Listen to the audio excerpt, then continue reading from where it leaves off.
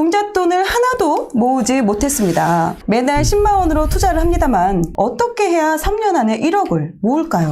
코로나 이후 사업이 망하면서 인생이 나락으로 떨어지더군요. 모아놓은 돈도 없고 신혼에 젖어 흥청망청 살다 보니 결국 남은 건 대출과 마이너스 통장뿐입니다. 돈이 없으니 아이도 갖지 못해요. 직장도 잃었고요. 당연히 집도 없고 모든 것이 다 무너져 버렸습니다. 일단 먹고 살아야 하기에 배달을 시작했습니다. 그러다 우연히 좋은 아파트에 배달 갈 일이 생겼습니다. 아파트 입구에 들어서는데 나는 뭐 했나? 이번 생은 망한 건가?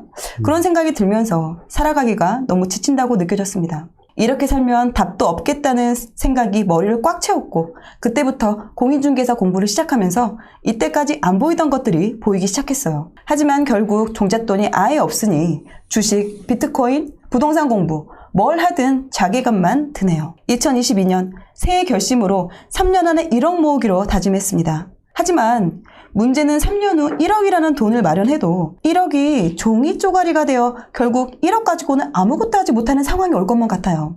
물가는 계속 오르고 청약 만점자들도 쌓여가고 있다 하고 이런 상황에서 종잣돈 한 푼 모으지 못한 제가 3년 안에 1억 모으겠다는 계획을 하는 게 맞을까요? 30대 신혼부부 이제 사연이시고 일단 현재 재산은 없으시고 지금 대출만 지금 있는 상황입니다. 지금 빚이 있다 보니까 아무래도 목표하는 금액을 모으는 게 이게 과연 가능할지. 그 코로나로 정말 달라진다고 느끼는 게 막 뭐 어떤 회사가 뭐 사상 최대 실적이 났고 그 회사 직원들은 뭐 성과급 얼마를 받았고 제가 얼마 전에 2대 입구 있잖아요. 네네. 저희 아이가 이제 뮤지컬 본다 그래가지고 제가 어린 시절에 그 동네에서 자랐거든요. 2대 신촌 홍대 이쪽 대흥동 염리동 이쪽에 살았는데 제가 정말 너무 놀란 게요. 2대 입구에서 2대 정문까지 내려가다 보면은 상점들이 쫙 있거든요. 근데 10개 중에 7개가 공실이에요. 어떻게 이 정도지? 라는 생각이, 저도 솔직히 임장 다니면서 공실 난 거 많이 보잖아요. 아, 여기 완전 레벨이 다른 거예요. 제가 그거 보면서 무슨 생각이 들었냐면은 어디선가 누구들, 어떤 사람들은 되게 막 돈이 많고 돈을 많이 벌고 좋다고 하고 있지만 어디선가 어떤 사람들은 되게 힘들어하고 있겠구나 라는 생각도 들고, 그러니까 저는 이분 보는데 그냥 도와드리고 싶더라고요. 그런 분들한테 응원을 해드리고 싶었어요. 그리고 솔직히 월급쟁이 부자들이잖아요. 저희 네네네. 힘들게 일하시는 자영업자 분들도 월급쟁이지 뭐. 그쵸. 셀프 월급쟁이. 셀프 월급쟁이잖아. 상황을 좀 정리를 해볼게요. 네. 저희한테 보내주신 소득이 있는데 그 월 550만 원 정도 되신대요. 두 분 해서. 두 분 세금 떼고 이제 남는 거, 넷으로 남는 게. 지출은 270만 원 정도. 그럼 이제 저축이 월 280만 원 정도 되시는 거거든요. 네. 근데 이분이 이제 빚이 있다고 하셨는데 빚이 전부 이제 2억 정도 있으세요. 이제 전세 대출이 거기에 이제 한 1억 4천 정도 돼서 내가 당장 상환해야 되는 돈은 이제 한 7천만 원 정도. 네. 이분이 이제 물어보신 게 여러 개가 있는데 네. 지금 상황에 대해서 제가 좀 말씀을 드리고 싶어요. 뭘 말씀드리고 싶냐면 50% 저축을 하고 있어요. 550을 벌어서 270을 쓰고 280을 저축한대요. 그러니까 50% 절반을 저축하는 거잖아요. 절반 저축하는 거는 대단한 거예요. 막 내가 너무 막 한심하고 답답하고 막 어디 가갖고 나 무슨 일 합니다 말하기도 부끄럽고 그게 아니고요. 저는 이 정도면은 충분히 일단 현재 상황에서 잘하고 있다고 계신다고 생각해요. 저라면 이렇게 할 것 같아요. 지금 7천만 원 대출 있잖아요. 그러면 제가 계산해보니까 매달 280만 원 모으면은 2년이면 갚거든요. 지금 이분께서는 막 집을 사야 되나, 막 집을 영원히 못 살 것 같은데, 막 이런 얘기를 하시지만, 네네. 저는 지금 시점은 어떠냐면, 대출을 상당히 조심해야 되는 시기라고 생각하거든요. 그러니까 개인적으로 지금 사업자 대출이나 이런 거에서 대출 지고 있는 게 7천 정도가 있는데, 여기에 뭐 담보대출이나 이런 걸 일으켜갖고 무리해서 집을 산다? 저는 그게 되게 위험할 것 같아요. 집값이 오르고 떨어지고와 무관하게 나는 지금 집을 사는 일을 할 수 있는 것과 없는 것 기준으로 나눴을 때 할 수 없는 일이잖아요. 그렇죠. 그럼 일단 내려놓는 거야, 일단. 내가 대출을 2년 동안 대출을 갚고 나서 그 다음에 돈을 모아가지고 시작한다고 생각하시면 좋을 것 같고요. 네. 이분이 그렇게 생각을 하려고 해도 어렵다는 거죠. 뭐가 어렵냐면 과연 너나님 3년, 5년 뒤에 내 집 마련이 될까요? 모든 게 다 오른다고 하는데 제가 2년 동안 빚 갚고 있으면 도대체 언제 집을 살 수 있을까요? 시장이 개별화되고 있다 했잖아요. 네. 시장이 동네마다 다른 모습을 보여줄 거예요. 그리고 이미 여러분들이 잘 안 보시는 분들도 있겠지만 세종은 지금 제가 보기에 6개월 이상 계속 하락장이에요, 지금. 그러니까 그런 도시들이 지금 생긴단 말이에요. 그 얘기는 뭐냐면 언젠간 서울도 그럴 거라는 거예요. 지금 나를 힘들게 하는 게 집값이 한도 끝도 없이 올라갈 것 같다는 조급함, 조바심 때문에 힘들게 하는 거잖아요. 근데 그러지 마시고 내가 할 수 있는 거, 대출을 갚으면서 기다려 보는 거예요. 지금 상황에서는. 어차피 집을 못 사는 상황이니까. 제가 장담하는데 분명히 기회가 올 것 같아요. 그렇지 않을까요? 왜냐면 솔직히 2018년에 제가 지방시장 임장 시작했을 때 지방시장 완전히 다 무너져 있었어요. 저 솔직히 집 보러 가면은 집주인분이 저를 쫓아다니면서 집주인이 자기 입으로 집 깎아줄 테니까 사란 얘기도 하고 그랬어요. 근데 지금 아니잖아요. 그렇죠. 그러니까 그런 기회는 반드시 또 올 거란 말이에요. 그러니까 그때까지 기다리되 그 시간을 허송세월하지 말고 대출을 상환하는 데 집중을 하는 게 맞다. 지금 상황에. 또 여기서 그 말씀 하시더라고요. 5만원, 10만원으로 코인, 주식, 달러 등 투자를 하는데 나 고교 시절에 짤짤이 하는 것 같다고. 하면서도 명확한 목표가 잘 안 생긴다고. 도대체 돈을 얼마를 모아야지 내가 투자라는 걸 할 수 있는 거냐. 제가 이거에 대해서 얘기를 하고 싶은데 제가 어떤 채널에 출연해가지고 한 5천만 원 정도는 일단 모아라 이 얘기를 했는데 제가 그때 말했던 건 그거였거든요. 꼭 5천만 원을 모아야만 투자한다, 3천만 원을 모아야만 투자한다 그런 의미가 아니라 나라는 사람을 완성시킬 때까지는 돈을 모으라는 거예요. 그러니까 내가 중요한 거지 금액이 중요한 게 아니라는 거거든요. 내가 만약에 투자할 수 있는 자격이 없어요. 그러면 5천이 아니라 1억, 2억을 들고 있어도 투자하면 안 돼요. 그렇지. 망하잖아. 내가 만약에 투자할 수 있는 사람이야. 내 준비도 열심히 했고 진짜 내가 원칙과 기준을 갖고 매수 매도를 할 수 있는 사람이 됐다. 그러면은 단돈 뭐 500만 원, 800, 600만 원 가지고도 투자해 볼 수 있죠. 그러니까 저는 이분한테 그걸 추천해 드리고 싶어요. 돈을 얼마 모아야 되나요? 라고 생각하기 이전에 일단 나는 빚부터 갚는다. 2년 동안. 빚부터 갚고 그 빚을 갚는 동안 내가 나 스스로 투자할 수 있는 사람이 되겠다. 라는 마음을 갖고 하시면 좋을 것 같아요. 제가 마지막으로 당부드리고 싶은 게 하나 있는데 겨울철에 안전운행 하십시오. 네. 저는 되게 좀 현실적으로 얘기를 하고 싶어요. 사실은 저는 조금 좀 놀랐어요. 왜 놀랐냐면 이분이 참 대단하시다고 느낀 부분은 이분이 이제 코로나 때문에 사업이 망했잖아요. 저도 회사를 하고 있지만 회사가 망한다는 거는 대표한테는 거의 인생이 끝난 거예요. 왜냐하면 엮인 사람이 많잖아요. 근데 그거를 내가 온전히 못 지켰다는 거는 되게 힘든 상황이거든요.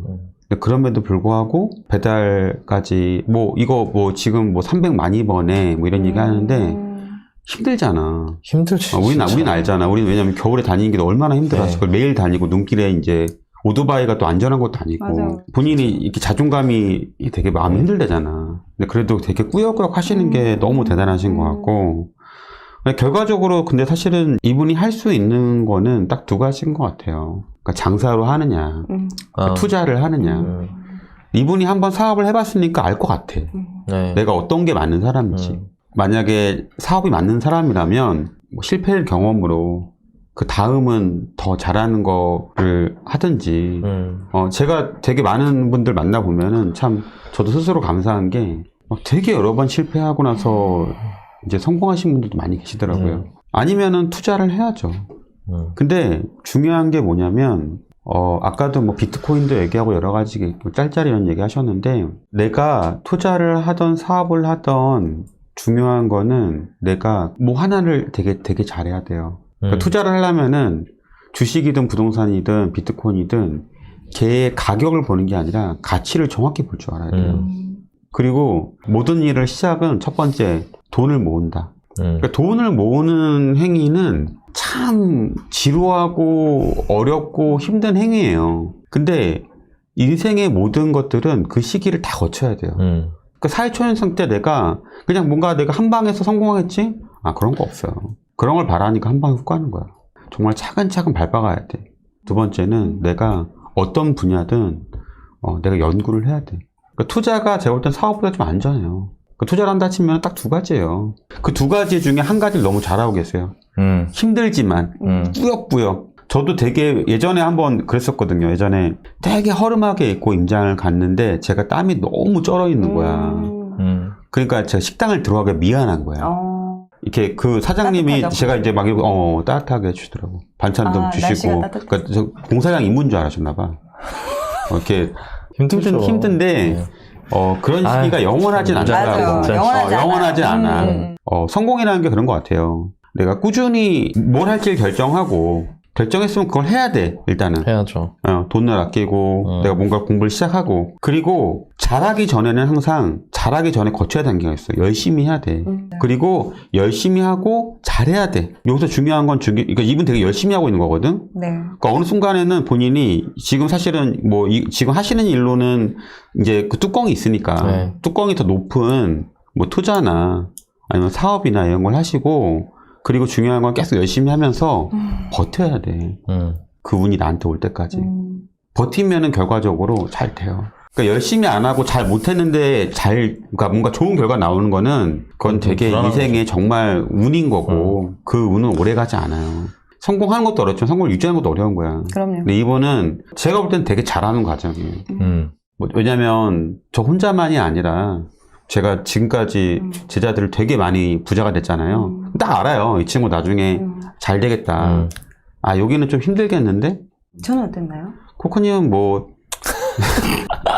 거짓말하기 싫으니까 놓고 일단 잔잔발 연습지 않았나요? 잘하는 친구들은 그런 미친 구간을 겪더라고.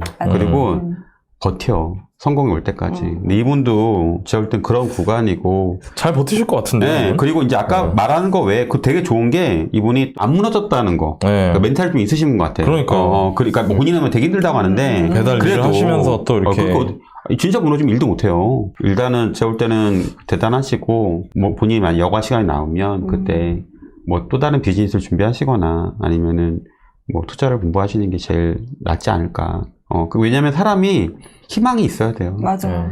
근데 희망이 없는데 힘든 일을 견디는 거는 참 어려운 거야, 사실은. 그래서 이분 되게 잘하고 있는 거고, 지금 당장 뭔가를 해서 뭐가 되겠어? 시간이 걸리죠. 모든 일이 다 시간이 걸리는 거니까. 지금 되게 잘하고 계신 것 같아요. 지금 이분의 이제 소득과 이제 본인의 소득을 또 아무래도 이제 비교하게 되잖아요. 뭐 나보다도 잘 버는데 뭐 상황 좋네. 또 이렇게 생각하실 수도 있지만 그렇게 바라보기보다는 소득을 떠나서 지금 내가 가지고 있는 이 소득에서 어떻게 하면 좀 더 나아질 수 있나 그런 부분을 집중해서 체크해서 본인한테 이제 적용을 시키는 게 아무래도 듣는 분의 마음을 좀 더 편안하게 할 수 있으니까 잘하네. 아이고 나보다 소득도 많으니까 뭐 할 만 하겠구만 이런 생각은 노노노노. 내가 누구보다 더 힘들고. 네가 더 낫네. 그런다고 해서 내가 올라가는 것도 아니잖아. 맞아요. 네, 그러니까. 어떻게 보면은 다 되게 깜깜하게 앞날을 살고 있는 거잖아. 네. 우리 모두가. 그러니까 한 발짝 더 들어가야 돼요. 그러니까 대부분 이런 얘기를 말로만 듣고 별거 없네. 예, 아니면 뭐 다 아는 얘기네. 근데 아는 얘기고 뻔한 것들을 행동으로 옮기는 사람이 잘 되는 거예요. 맞아요. 솔직히 우리 몰라서 안 하는 게 아니라 하기 대부분 싫어서 안 해.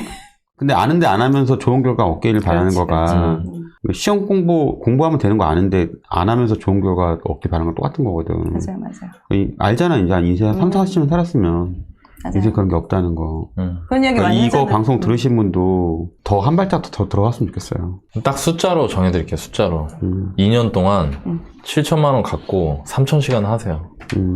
그러니까 하루에 3,000시간을 써라.